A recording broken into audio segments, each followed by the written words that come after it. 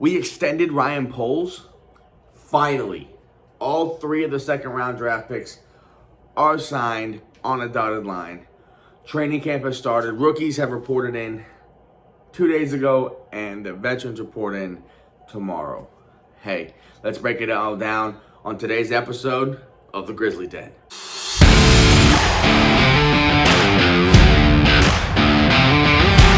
Hey yo, what's going on, guys? Welcome back to the GrizzlyDen. I'm your host, Big J. Let's just kind of get straight into it. So, to start off with this episode, we're going to talk about the Ryan Poles contract extension. Yahoo Sports had reported that Ryan Poles, the general manager of the Chicago Bears, had recently signed a contract extension that will keep him with the team through the 2029 season.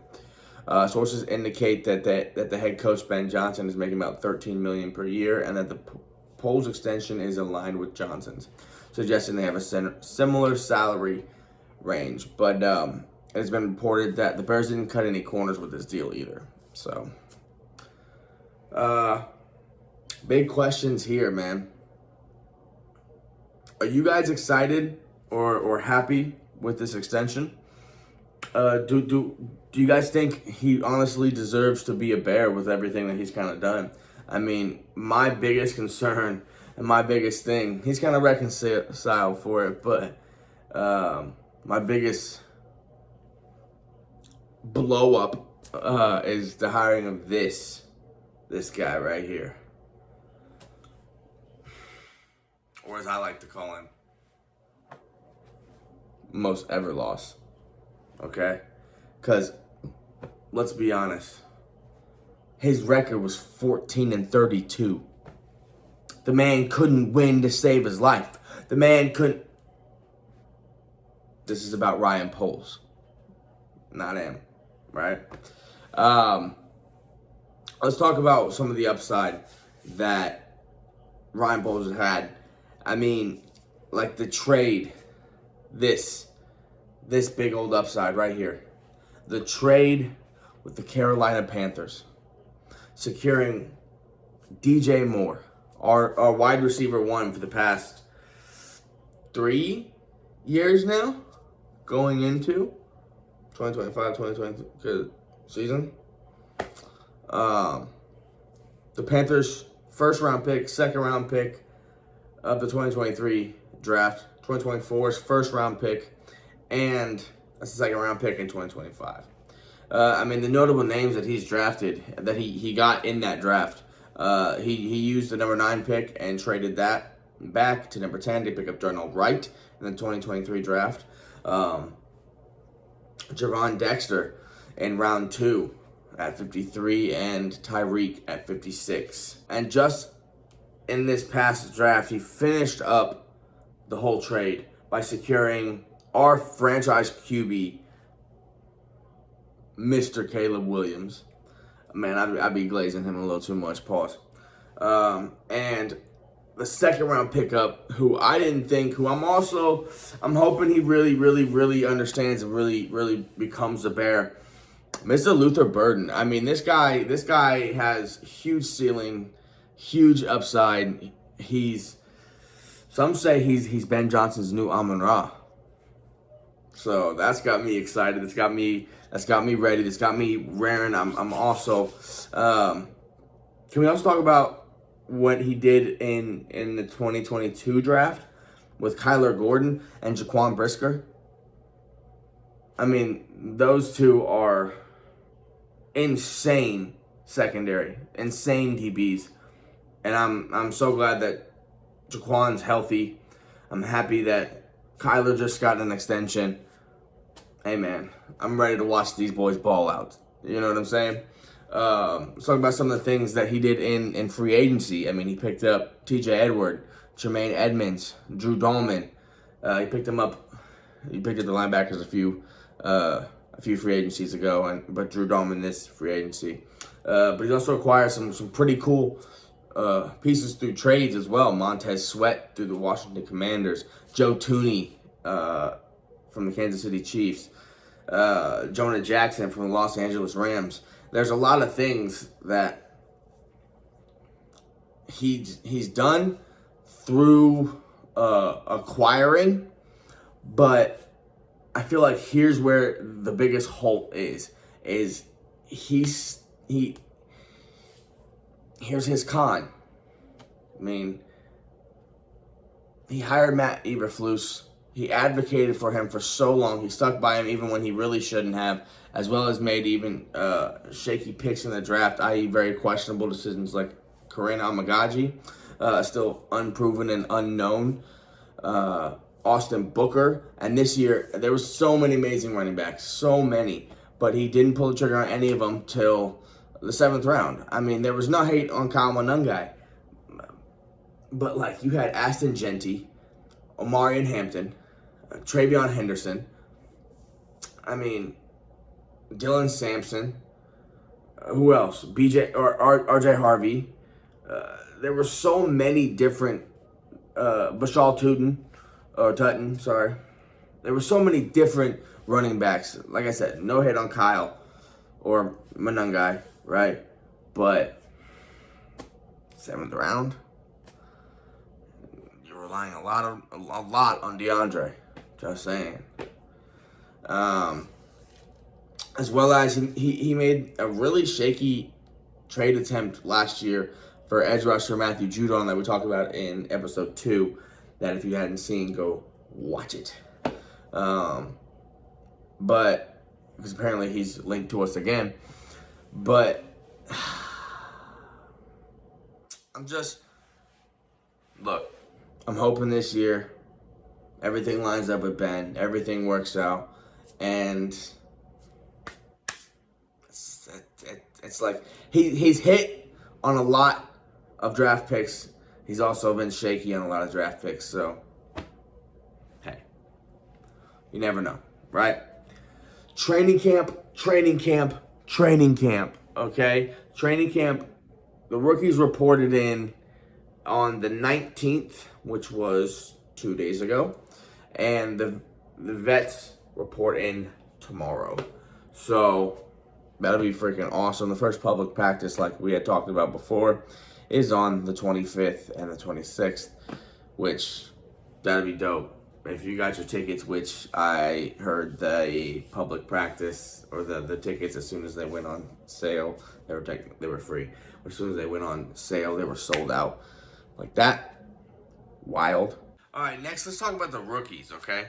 First round draft pick Colston Loveland is reported on track to return from for training camp after recovering from his injury. He got surgery on his shoulder to repair his right AC joint in January of this year, and had been expected to be in 6 months of recovery. So he did have to miss OTAs, rookie minicamp due to that. Again, he should be ready for training camp. He has signed his contract. He signed it way back when, but yeah, I'm kind of excited. I mean, honestly, when it came down to drafting him at 10, I was very upset. A tight end at 10. But Ben Johnson has his ways. He has his ways of manipulating defenses and using that double tight end, that 12 personnel offense to tear through. Next, let's talk about rookie Luther Burden. Okay, the first pick out of the 3 in the 2nd round. It was pick number 39. He was actually the first 39th overall pick to get a fully guaranteed contract. Okay, resulting in a total of $10.9 million with a signing bonus of $4.6 million. That's awesome. Mr. Mizzou, number 3, got paid. Okay. I was skeptical. I'm still a little skeptical, but a lot of people are saying that he's the next Amon-Ra. Ben Johnson's next Amon-Ra. So I'm ready for it. You know what I'm saying? He is still recovering from that soft tissue injury, but he did report in for training camp yesterday on the 19th. It is expected that he should be ready to participate fully. But with that injury, I mean, he has missed a lot of practices and could still miss more going on in training camp, depending on where he's truly at with that injury. With all that being said, is he still competitive and competing for that wide receiver 3 spot? Does Zacchaeus have that locked down? Does Duvernay? Does Tyler Scott? Another awesome, cool little snippet. He was seen working out with Vikings wide receiver Justin Jefferson a while back. So that's kind of something cool to think about, considering all things considered for his hopeful potential and going forward. That being said, let's move on to the second pick of the second round. Mr. Ozzy Tropillo also just recently signed his contract for 4 years through a total value of approximately $7.7 million, with the first 2 years guaranteed and the third one being 72% guaranteed. Pretty freaking awesome. He's fighting for a starting left tackle position. He's been practicing with the first team O-line with Braxton Jones' injury.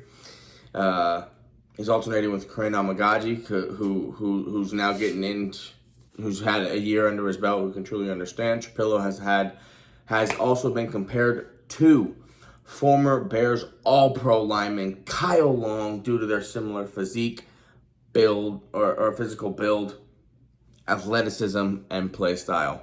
Specifically, NFL insider Adam Johns highlighted that Tropillo looks like Kyle Long on the field, noting his size, movement, and overall presence.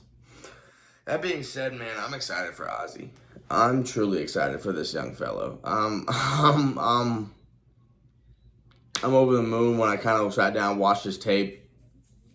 I think he's going to be a beast. I think he's going to learn under Joe Thuney, like he said. Drew Dahlman, he's going to really be able to sit. I mean, maybe Braxton comes back, but honestly, I think the Bears are looking to have a big season out of Tropillo as well, just because everything going on with him. Man, that being said, let's talk about number 3, Shamar Turner.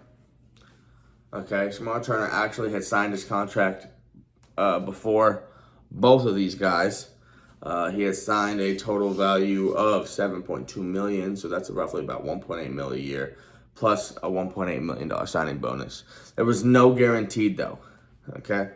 It said that he's most likely fighting, or he's trying to fight for a rotational spot, but we'll just kind of see where he lands. I mean, he was a second-round pick, so that's kind of like hopes you can jump in, you know, be a rotation guy, be in there, really disturb the pocket, disturb the piece.